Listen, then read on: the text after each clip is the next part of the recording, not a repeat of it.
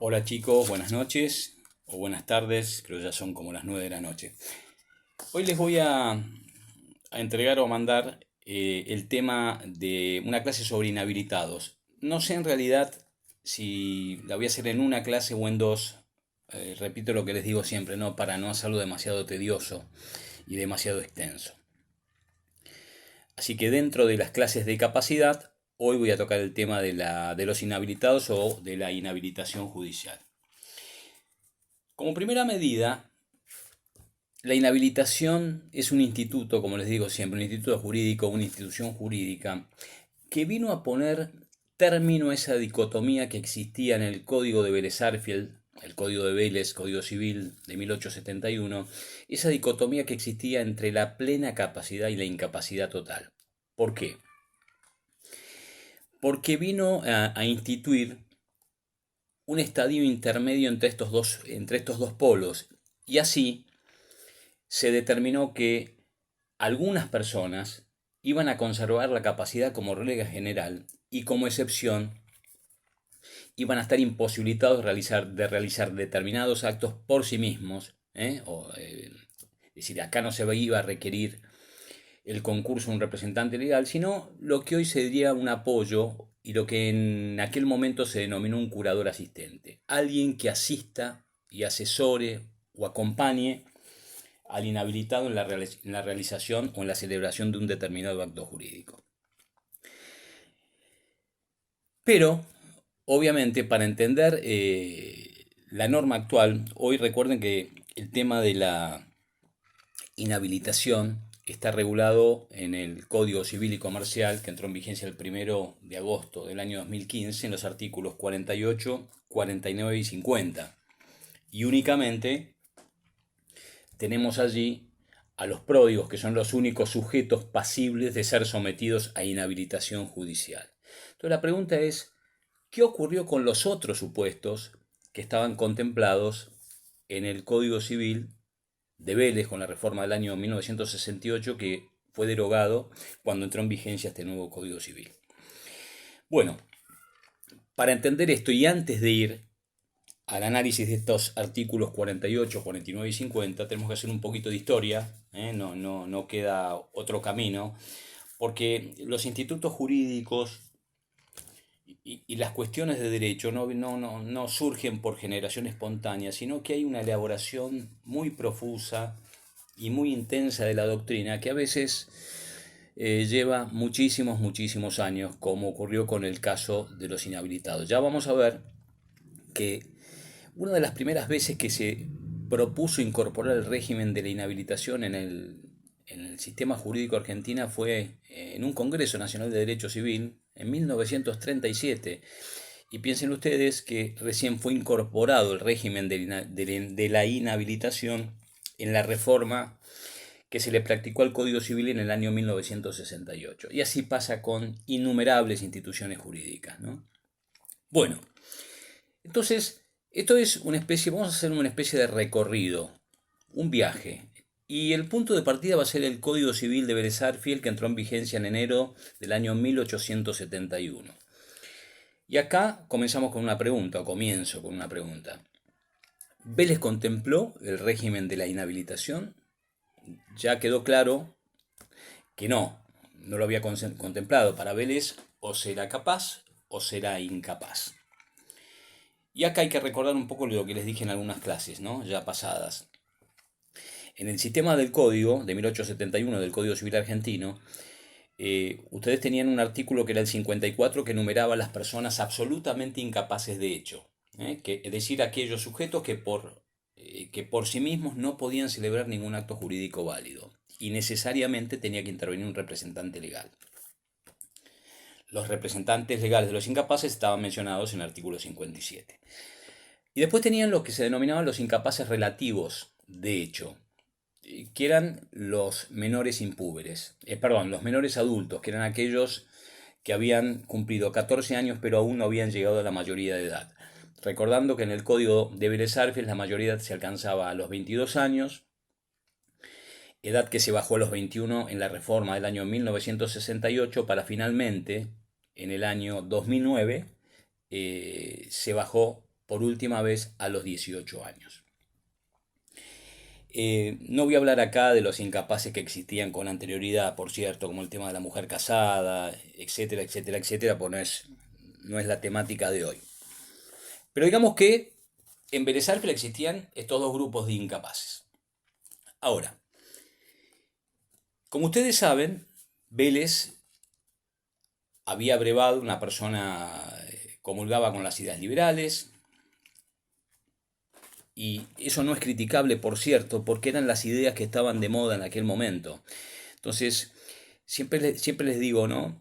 Cuando ustedes analicen un instituto jurídico o una institución o un hecho histórico del pasado, traten de viajar en la máquina del tiempo hasta ese momento y analizar las cuestiones sociales, culturales, económicas, jurídicas, qué pasaba en la sociedad de aquellos tiempos. Porque si tratamos de analizar el pasado con la mente y los conocimientos que tenemos hoy, vamos a fracasar completamente en el análisis.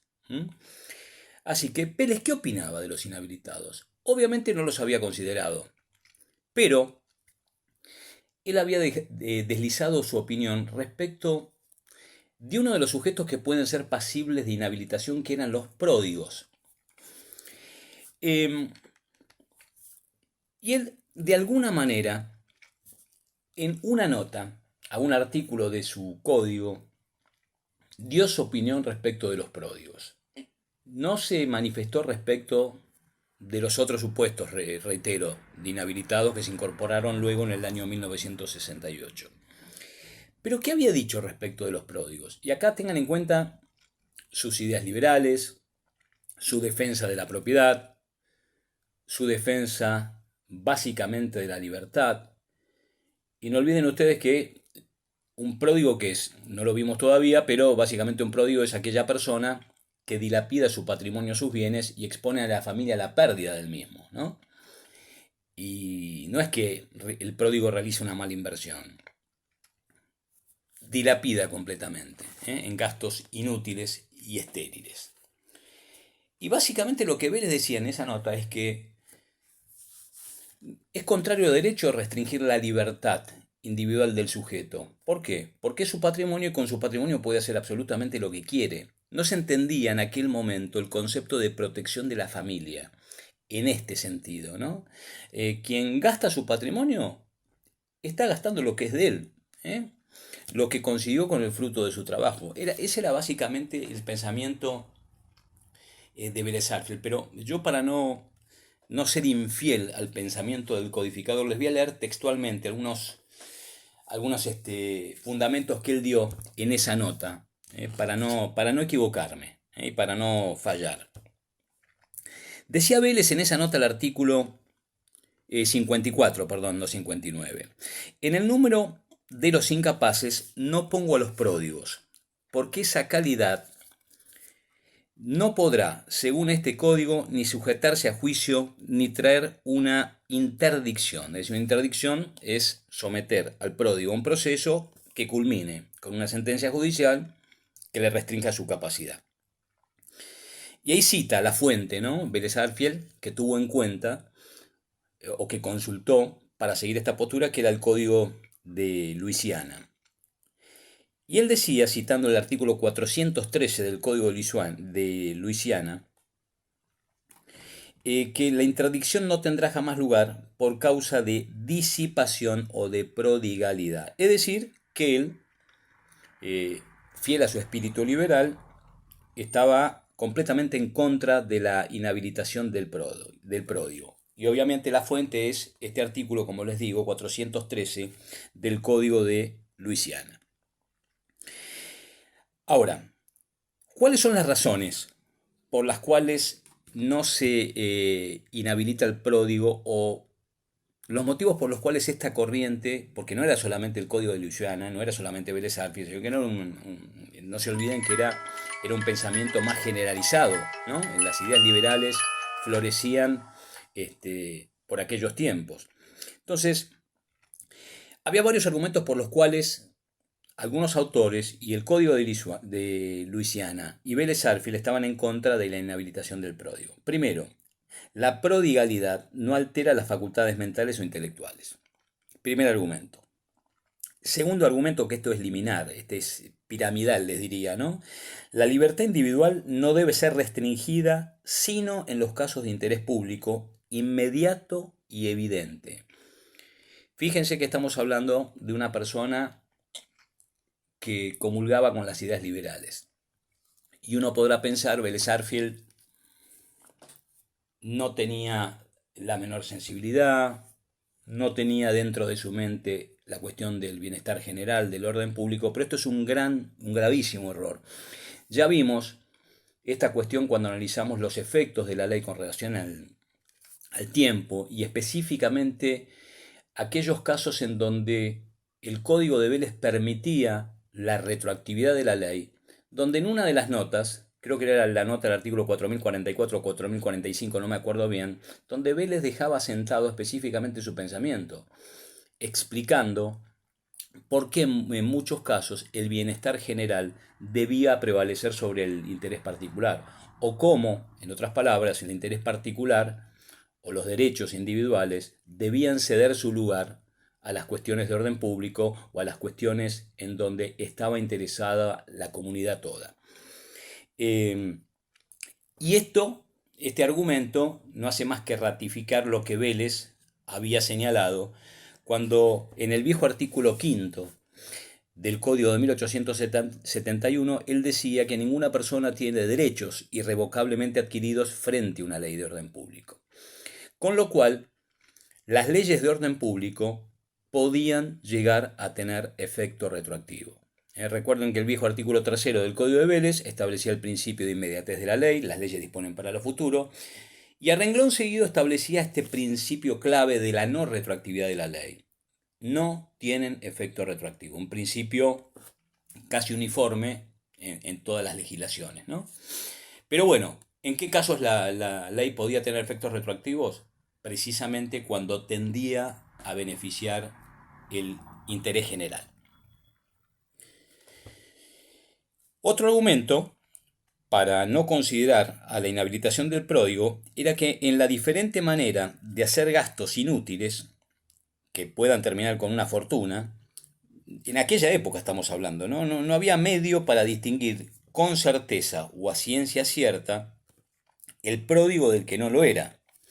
Entonces, en este estado de las costumbres que regían en aquel momento, todo sería arbitrario en los jueces. Fíjense, ¿no? Lo que ya se decía en aquel momento. Habría arbitrariedad en los jueces para decidir quién era pródigo y quién no. Poniendo interdicción a algunos, mientras otros quedaban al margen y liberados, cuando tal vez en la práctica eran más disipadores que aquellos a los cuales se los había interdicto en una sentencia judicial. Y por último, el último argumento que daba Vélez, argumentos también incluidos en el Código de Luisiana, era que debe cesar la tutela de los poderes públicos sobre las acciones de los particulares. Ya no es posible poner un máximum a cada hombre en sus gastos.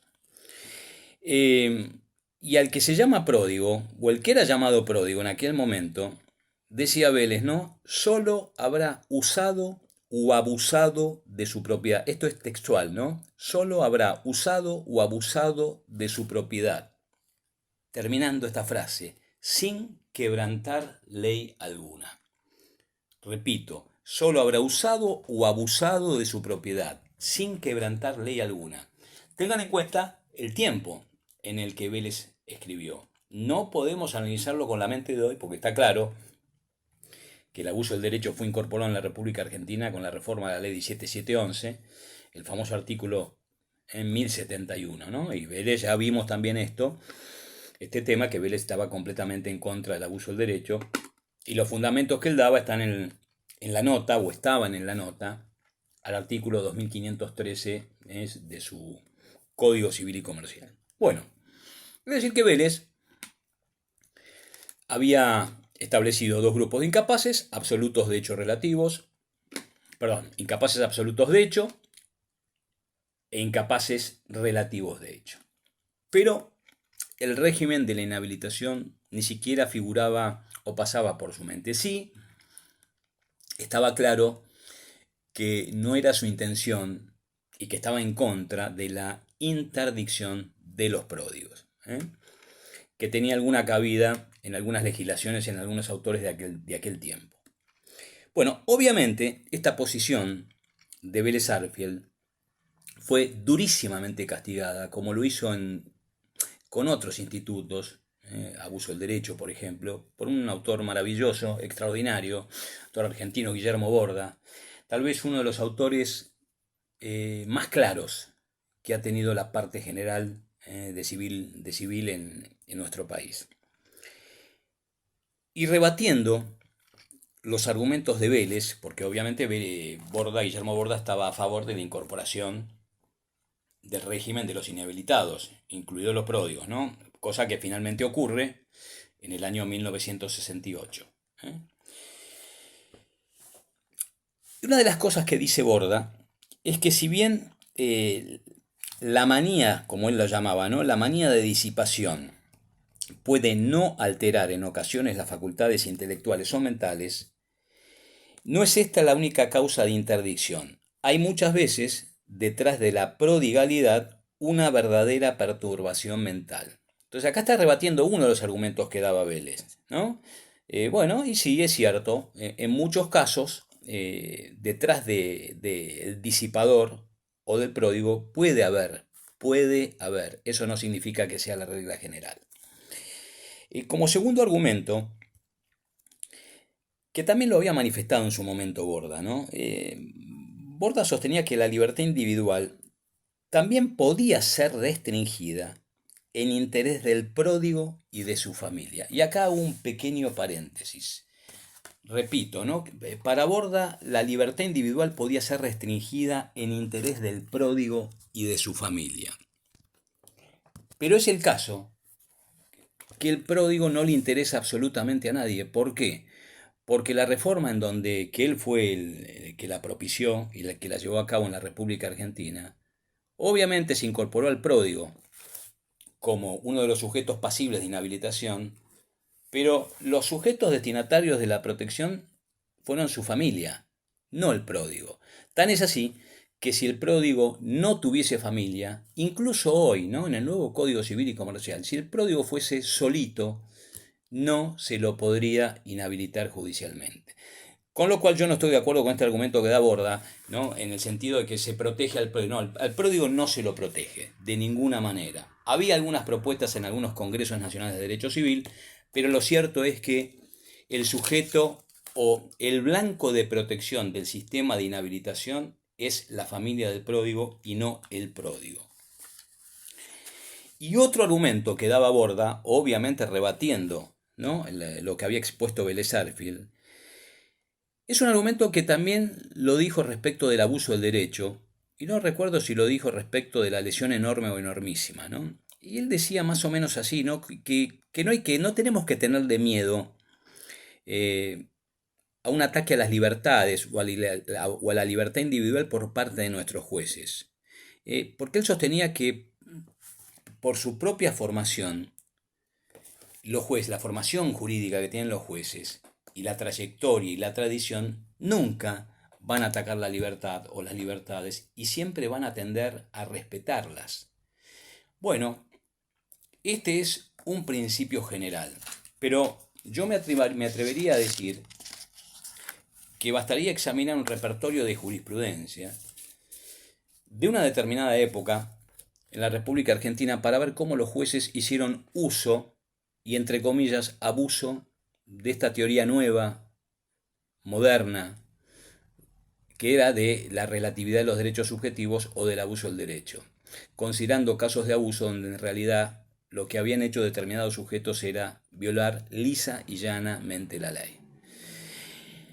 Bueno, decirles que, en definitiva, Borda fue el que inspiró y llevó a cabo la reforma al Código Civil argentino de Vélez en el año 1968, donde finalmente se incorporó este requisito, no requisito, sino el instituto de la inhabilitación judicial. Obviamente, hubo algunos intentos, yo no voy a enumerarles todos porque evidentemente sería muy tedioso para una clase, ¿no? Y no es no es mi intención que ustedes me castiguen duramente.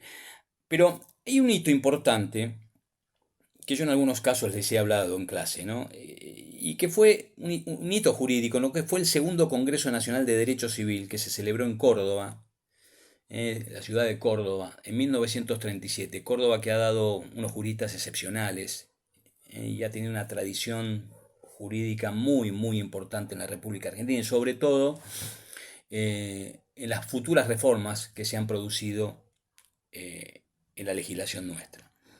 Hubo autores allí, en ese Congreso Nacional de Derecho Civil, como Alfredo Orgaz, de quien ya hablamos, y Pedro León, al que no se los había mencionado, autores extraordinarios, que opinaban que era fundamental restringir la capacidad jurídica de los pródigos. Pero fíjense que al lado de los pródigos, acá se estaba proponiendo, hubo varias ponencias en este sentido, se estaba proponiendo restringir la capacidad de los pródigos, de los ciegos de nacimiento, y también se empezaba a hablar de los toxicómanos, ¿no? Obviamente aquellas personas enfermas que no pueden liberarse de las drogas. Hubo otros autores también allí en ese Congreso Nacional de Derecho Civil, como Galli, Lafaille, Díaz de Guijarro, autores excepcionales también, y que sostuvieron, entre otras cosas, que obviamente contrarios, ¿no?, a esta tesis de Orgaz y de Pedro León. Y esta corriente doctrinaria que finalmente se impuso en este Congreso Nacional de Derecho Civil afirmó que quien gasta de lo suyo promueve la circulación de la riqueza sin cometer acto reprochable alguno. Fíjense que esta era la misma posición del Código de Luisiana y obviamente de Vélez Sarsfield, es decir que todavía la tendencia de Vélez no podía ser quebrada. Finalmente esto fue lo que decidió el Congreso, ¿no? Y hay una conclusión en este primer Congreso Nacional de Derecho Civil que en donde se determinó que el hecho de ser una institución de origen europeo, como era la inhabilitación, y no americano, la inestabilidad y el recelo que puede originar en el seno de una familia el hecho de quien solicita la tutela legal, porque esto es muy importante. Acá, en definitiva, la conclusión a la que llega el Congreso es, bueno, yo soy un pródigo, mi hijo me inicia un juicio de inhabilitación, ¿qué va a pasar en esa familia? ¿Va a seguir todo normal? ¿Va a seguir todo bien? Bueno, a eso le temían esta parte de la doctrina que finalmente se impuso en ese Congreso, ¿no? Que los juicios de inhabilitación de un miembro de la familia terminen por hacer eclosión en esa propia familia, ¿no? Entonces ese fue uno de los motivos también por los que se rechazó esta postura inicial de Alfredo Orgaz y Pedro León.